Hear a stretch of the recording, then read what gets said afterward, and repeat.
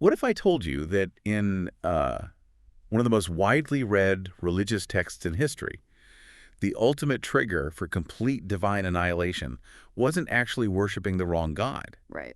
but rather it was committing white-collar crime and economic fraud? Oh, wow. Yeah. Because, you're probably used to historical narratives functioning like a simple sorting algorithm. You have the good guys in one bucket, the bad guys in another, and the sorting mechanism is usually just a single label. Yeah, exactly. Like they wore the right uniform, or they swore allegiance to the correct king, or they held the orthodox theology. It's clean, it's easy to digest, and it just makes for a very straightforward story. Right. It creates a very comforting worldview. We generally want our historical and religious narratives to have those unmistakable, binary boundaries. Absolutely. Well, we're throwing that sorting algorithm completely out the window for this deep dive. We really are. We have an incredible mission ahead of us today. We are unpacking a 2026 paper by Ferry de Bruins titled The Quranic Theory of Divine Punishment, a discourse on justice, corruption, and the misunderstood concept of jihad. It's a heavy title, but a fascinating paper. It is. And if you're someone who loves uncovering profound paradigm shifts, if you live for those moments where a widely accepted narrative is flipped entirely upside down, this deep dive is custom tailored for you. Definitely. We are going to look at how de Bruins argues that in the Quranic tradition, survival and destruction are dictated by social justice, not just theology. And just as a quick caveat for you listening before we really get into it, we're diving into some heavily charged theological and political concepts today. Right. So our goal here isn't to take a side, endorse a specific religious view, or validate the political implications of this text. We are acting entirely as a neutral lens to help you see exactly how de Bruins constructs this massive argument. Laying it out. Exactly. We are mapping the architecture of his thesis based purely on his original source material. Okay, let's unpack this. The core hook of de Bruins' paper is a complete reevaluation of how people read the Quranic stories of ancient ruined civilizations. Mm-hmm. Because the traditional mainstream view, the one most people just absorb culturally, is that these ancient nations were wiped off the map simply because they had the wrong religion. Right, the classic narrative. Yeah, like they worship statues, they were polytheists, therefore they were destroyed. But de Bruins steps in and says that reading is fundamentally flawed. He argues that the engine of divine punishment was never primarily theology, it was social corruption. Yeah, and he centers his entire thesis on this Arabic term found throughout the text, which is facade. Facade. Right. It translates to moral and social corruption, but not just in the sense of an individual doing something wrong on their own time. Okay. Facade implies a systemic rot. It is the decay of ethical behavior that leads to systemic oppression, exploitation, and cruelty. So it's institutional. Yes, exactly. De Bruins argues that if you conduct a meticulous, textually consistent reading, the physical destruction of these historical nations is overwhelmingly tied to this facade.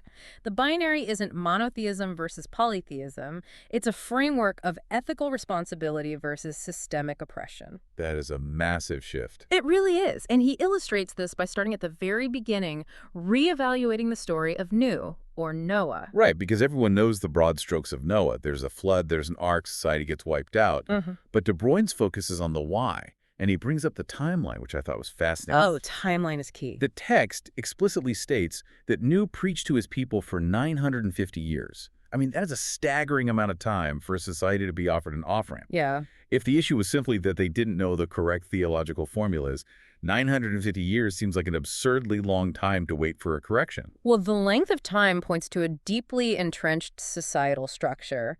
De Bruins points us to chapter 23, verse 24, which documents the specific reason Nuh's people rejected him. What was the reason? The leadership dismisses him by telling the masses, "This is not but a man like yourselves." They didn't reject him purely because of theological differences. The root of their rejection was elite tribal arrogance. It was a claim of social exclusivity. So they looked down on him. Exactly. The leadership felt superior in their lineage and their social status. They could not accept structural guidance from someone they viewed as part of the ordinary working class. Because accepting his message would have meant dismantling their own social hierarchy. Right. They would have to admit quality with the very people they were subjugating. And de Bruins also points out that they weren't just suddenly drowned out of nowhere. They faced decades of prolonged drought, severe economic hardship, and a decreasing population. Mhm. The text frames these as preliminary warnings designed to shock the system and bring them to repentance. But they ignored all of it. They persisted in this extreme arrogance. They doubled down. Yeah. And if the ultimate threat is the spread of this structural corruption, you suddenly view Noah's famous prayer in a very different light. In chapter 71, verse 26, Nuam asks God to not leave a single unbeliever upon the earth. Right, and on its surface, reading that verse in isolation makes it sound like an eradication order based purely on theological non-compliance. Right, like he's just mad they didn't convert. Exact. But De Bruyne's highlights the very next line, verse 27, where Nu provides the rationale for this massive request. He says that if they remain, they will mislead your worshipers and father none but the immoral and unbelievers. Mm-hmm. So it wasn't about hurt feelings. It wasn't because they didn't appreciate his sermons. It was a calculated, reasoned judgment. It's kind of like when a computer system is so deeply infected with a virus that you can't just delete one bad file. Oh, that's a good way to put it. You have to wipe the whole hard drive so the corruption doesn't spread to the new software. If that systemic rot is allowed to persist, it guarantees the oppression of all future generations. Their continued existence had become an active threat to the moral survival of humanity. Right, the crime was their active potential to spread this systemic facade.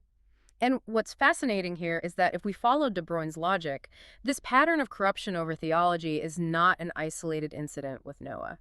Okay, so he traces it forward. Yes, he argues that every subsequent prophet was sent to a specific ancient nation to confront a highly particular moral transgression. The social rot mutates as societies become wealthier and more complex, and the prophetic interventions scale to meet those specific societal crimes. So if arrogance was the seed in Noah's time, it's fascinating to see what it looks like when it's fully grown in the empires that followed. Yeah. Because the paper lays out the progression perfectly. You have the people in Antad. The text describes them as a superpower, known for immense physical strength and for building monumental towering structures. But chapter 41, verse 15 specifies their crime. They were arrogant in the land without right. Wow. It wasn't the architecture that doomed them. It was the tyranny of the powerful leveraging their wealth to subjugate everyone else. And then the progression continues with the Thamud, right? Exactly, the Thamud. They were an advanced society that carved their homes directly into mountains, and their prophetic test centers around a miraculous she-camel. Right, I remember reading about this in the paper. Yeah, and the text frames this animal not as an idol, but as a test of their compassion and humility toward a vulnerable creature sharing their resources. It was a test of empathy. Exactly. And how does this society react? They coordinate to cripple and kill it. It's described in chapter 91 as a blatant, aggressive act of brutality. By killing the camel, they were essentially declaring that they were above moral law and owed nothing to the vulnerable. That's chilling. It is. And then the paper examines the people of Lut, or Lot. Right, and De Bruyne's frames their destruction around aggressive public sexual misconduct. Chapter 29, verse 28, describes it as a crime unprecedented in the world. The focus here isn't just on private morality, it's on public violation. Yeah. It was an aggressive shattering of natural boundaries that actively harmed the fabric of the community and created violent social disorder. Mm-hmm. Now, I was tracking with all of this regarding tyranny, brutality, and social disorder, but the next example De Bruyne's gives absolutely threw me. The story of Shuaib. The people of Shuaib. Because according to the text, this society wasn't destroying public property or waging war. Their prophet commanded them to give full measure and weight, and do not deprive people of their due. That's chapter 7, verse 85. Right. He explicitly tells them not to cause corruption on the earth through their market practices. The text is literally describing white-collar crime. It is. If you're listening to this and thinking about modern corporate scandals or systemic market manipulation, the parallels are unsettling. I mean, wait, so Shuaib's people were essentially destroyed for white-collar crime? Is there really no mention of idolatry being the primary trigger here? No, and De Bruyne holds up Shuaib's people as the absolute clearest proof of his thesis. Here is a society facing divine annihilation for a purely economic and social crime. That's wild. The primary trigger for their destruction wasn't the statues in their homes, it was the fact that they were systematically cheating people in the marketplace. They were exploiting the working class and manipulating weights and measures. Because when society institutionalizes economic fraud, it destroys trust, which is the foundational currency of any civilization. Extreme poverty and the concentration of wealth follow, leading inevitably to societal collapse. Okay, but wait, this is where I have to push back a little on the paper's logic. Go for it. If the trigger for destruction is this systemic corruption, this facade, and not just having the wrong theology, how does De Bruyne's explain societies that did have the wrong theology? Oh. Take Abraham's people. They were hardcore idolaters. Doesn't their idolatry inherently involve some level of social oppression? How does he neatly separate the theology from the corruption to prove his point? Well, De Bruyne's anticipates this exact critique. He points to what he calls the exceptions that prove the rule. Let's look closely at Abraham's father and his community. Okay. They worshipped celestial bodies and statues, yes, but if you analyze the verb forms and descriptions used in the text for them, they are not characterized as active oppressors. Oh, interesting. Right. Their primary flaw was ignorance and misguidance, not systemic facade. They weren't institutionalizing market fraud or committing public brutality. Because they lacked that aggressive injustice, they were not subjected to the kind of physical, societal annihilation we saw with Athad or Thamud. So there's a difference between being wrong and being destructive. Exactly.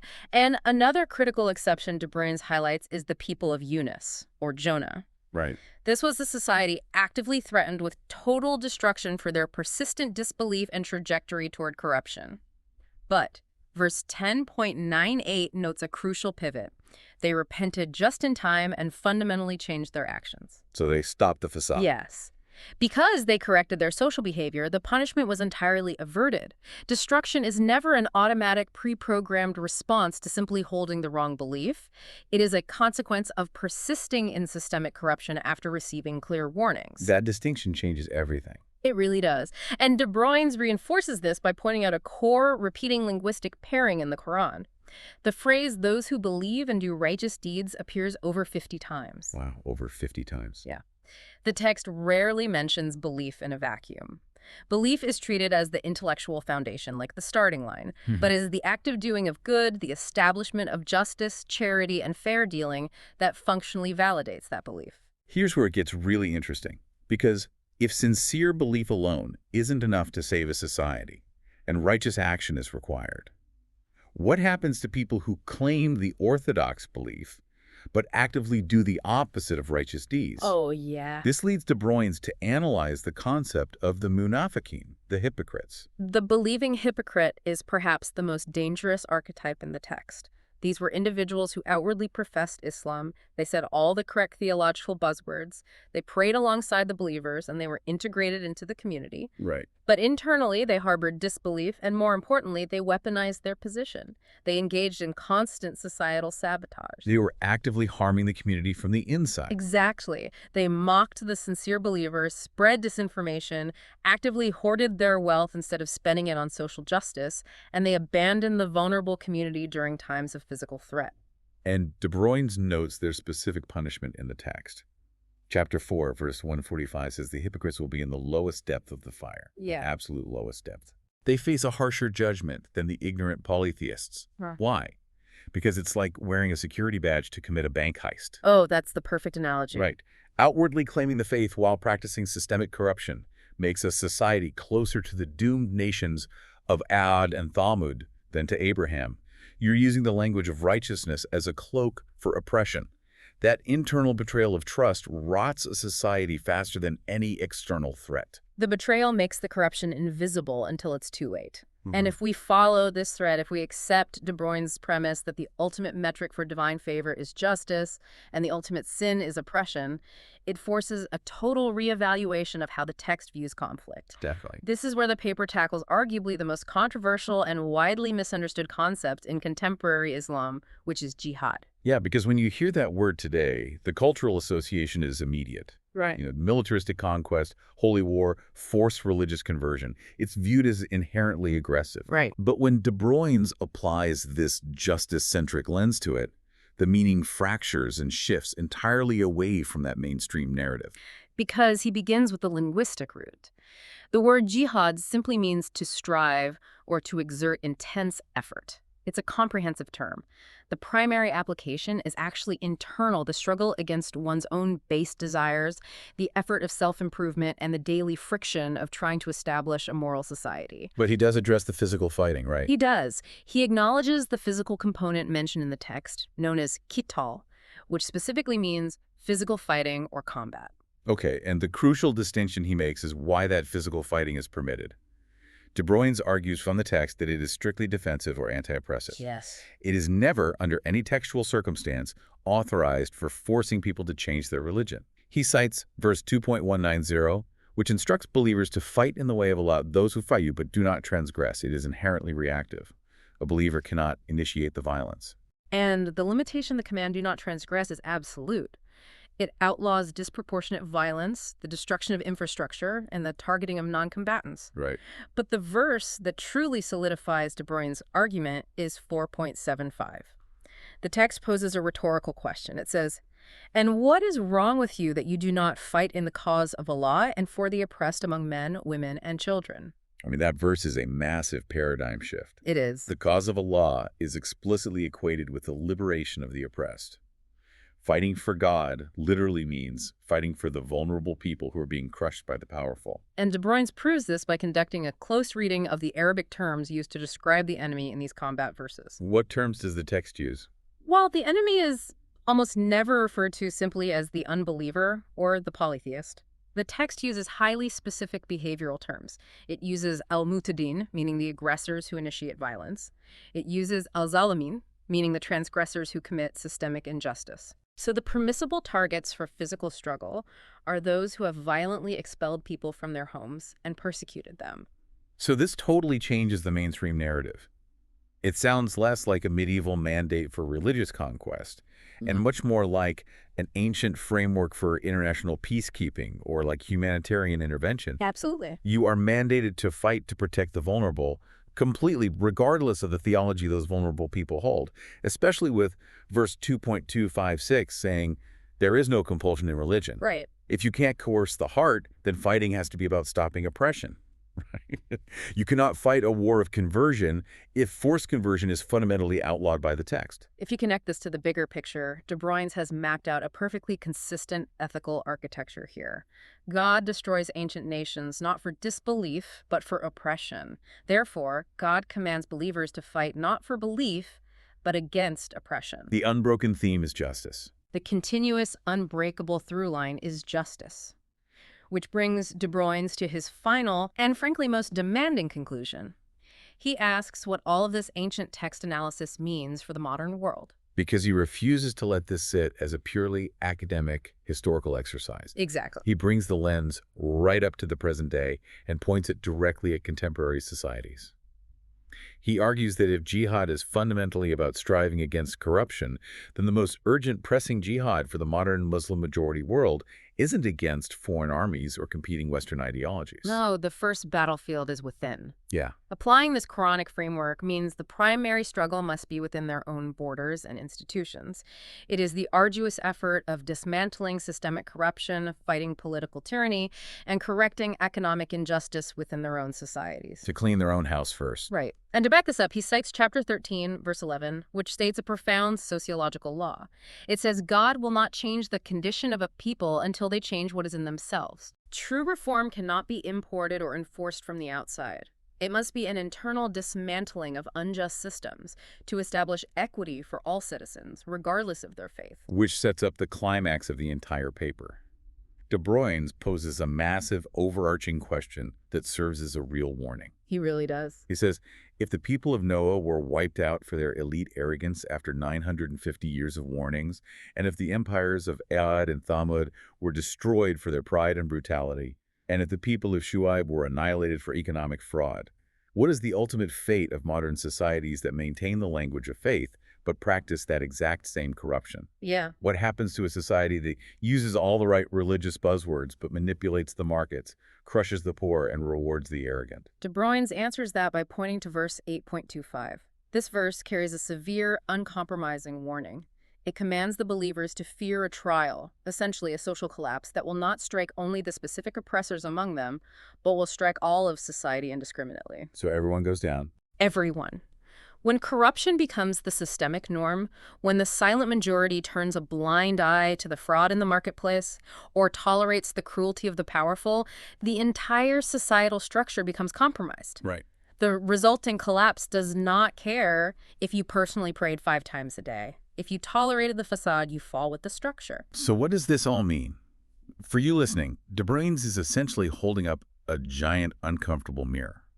He's arguing that the path to societal safety, the way to avoid the fate of those ancient ruined cities buried in the sand, isn't through empty ritualistic practice. It's not. It's not about ensuring your bucket has the correct theological label taped to the outside. It is a comprehensive systemic commitment to truth, fair dealing, and fiercely protecting the most vulnerable people in your community. That is the ultimate distillation of his thesis. In De Bruyne's reading, the Quran ceases to be a book of tribal history or, an abstract manual for theological debate. It reveals itself as a rigorous, demanding blueprint for establishing an ethical society. In this paradigm, the relentless pursuit of justice unequivocally outranks creed. We've covered some profound ground today. We've explored a massive paradigm shift, moving from a simplistic binary view of believer versus unbeliever to a much more demanding standard of justice versus corruption. Yeah, we have. We unpacked how ancient stories of divine destruction were tied intimately to economic fraud, public disorder, and arrogance. We saw how the hypocrite who betrays their community from within faces a harsher judgment than the ignorant outsider.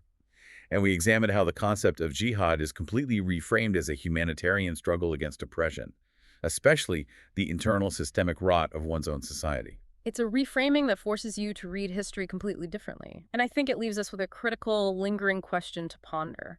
One that builds directly on De Bruyne's challenge but extends far beyond the specific religious context of his paper. What is that? Well, if this ancient text judges a society's right to survive not by the purity of its proclaimed beliefs, but exclusively by how it treats its most vulnerable and how fairly it conducts its business, we have to ask ourselves how our own modern institutions, secular or religious, hold up to that exact same standard today. Oh, wow. If our declared belief is democracy or free market capitalism, do our daily structural actions actually validate that belief? Or are we, by tolerating systemic injustice and economic exclusion, leaving ourselves just as vulnerable to the same kind of total systemic collapse as the forgotten nations of antiquity? It really all goes back to that sorting algorithm we talked about at the very beginning. Yeah. You can't just rely on the label on the outside of the bucket to save you. Survival is entirely dictated by the justice you practice on the inside. Absolutely. Thank you so much for joining us on this deep dive. We hope it sparks some new ideas and challenged the way you view these historical narratives. Keep asking big questions, keep seeking out those paradigm-shifting perspectives, and we will catch you next time.